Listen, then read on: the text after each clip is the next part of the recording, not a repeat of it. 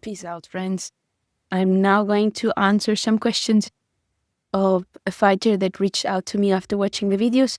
He said that he liked them a lot and that it was very clear information, but that he's a bit confused about the 7 days exercises with the LSD breathing and the bold.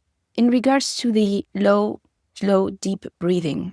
So first of all, what is very important, especially if you're a man, because men have the tendency to want to work in concepts pretty much and do everything the way it's supposed to be, as the Bible says it, yeah, stoic as hell, which is great and also important.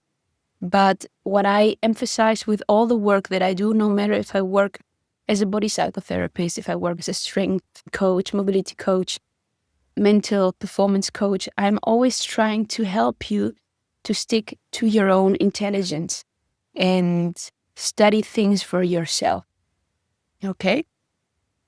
So with the exercise of the oxygen advantage, which is called low, slow, deep breathing, what is the most important thing for you to know?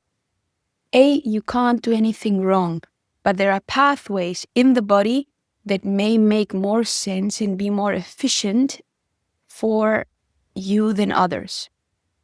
The idea that we have whilst doing the low, slow, deep breathing, whilst being at rest and then incorporate it slowly into motion and movement, is that we want to become aware of using everything that is underneath your ribs, is, especially in the back, as I said in one video, is lungs. Yes? What most people do is they only breathe into their face. But what we want to do is we want to learn to use the ribs to breathe.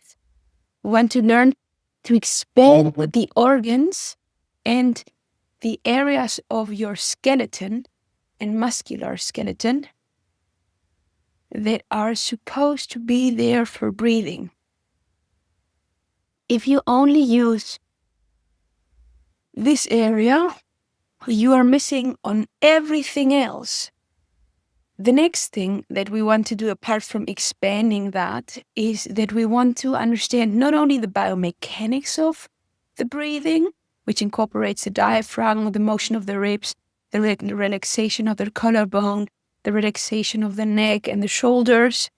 And I can guide you through that. And in the next video, I promise I will just guide you through an exercise just for you to understand again. The idea is for you to, independent of me and independent of any other coach, to have understood something through sensing it in your body. Then repeating it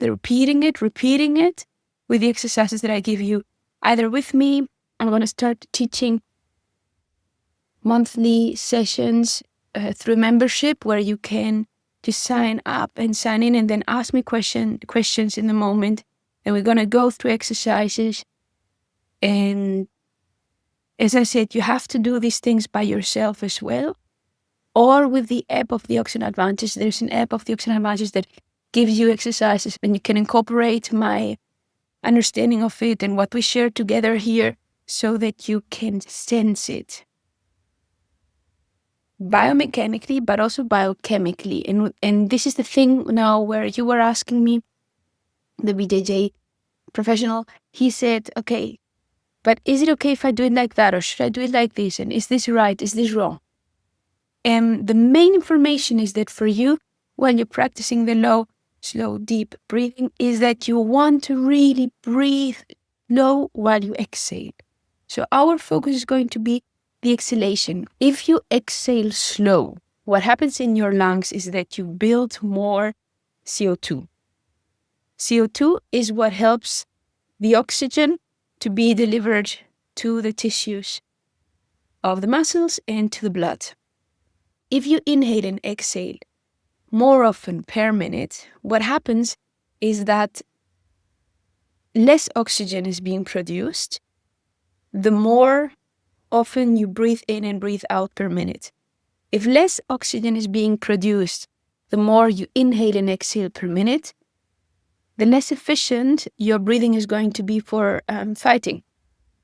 That's why hyperventilating is not useful for athletes, because the more often you breathe in and breathe out, or the faster your breath becomes, the less efficient your biomechanical work of the breathing will be in motion.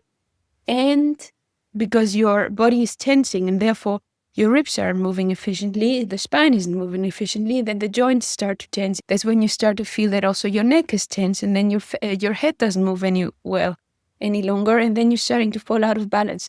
But also biochemically, more oxygen than needed is moving into the body through the mouth, worst case, but also you can hyperventilate with your nose too. And that's going to lead to a decrease of CO2. So the more oxygen you take in, less CO2 is being produced, and then less oxygen can be taken into the body. It sounds a bit illogical, but if you look at it like that, the less you inhale, the less oxygen you inhale, the more CO2 is being produced in your lungs, which then, as a consequence, means that the more CO2 is in your lungs, since CO2 is what is responsible to transport the oxygen to the tissues, the more calm your nervous system is going to be, the calmer your breathing is going to be, the better your body is going to function.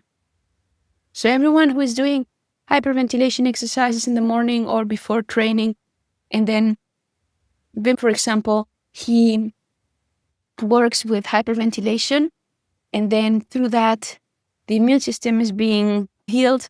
And then it shows that if you couldn't hold your breath for, let's say, 30 seconds before, at some point you can hold it for 3 minutes. If you want me to dive deeper into that, I can explain why this is basically cheating for athletes. It's way harder to increase your breath holds and your CO2 tolerance if you are holding your breath from an exhalation without hyperventilation. And this is what you need for sports in general. You will burn out your nervous system, and also your mental focus and mental health is going to struggle if you are putting yourself under so much stress during hyperventilation and then asking your body to implement oxygen into your muscles afterwards. It's going to create a bipolar behavior in your nervous system that is going to lead to up and down, for you to feel addicted to movement and then absolutely burned out as well. So I can dive deeper into that again in another moment, so stay tuned. But for now, what is important for you to understand is that as long as you do low exhalations, you can't do anything wrong. That's the most important thing for you to practice. Low exhalations and expansions of the ribcage in a 3-dimensional pattern. So going back to your question, usually what we want to be able to do as athletes and as normal people, in a moment of rest, you want to be able to breathe 6 times per minute. What we want to do is we want to learn to slow down our exhalations in periods of rest, to answer your question, as much as we can, so that we accumulate CO2 in the times that we are resting, which is most of the time. You're not going to be sparring 10 hours a day, every day, most of the times.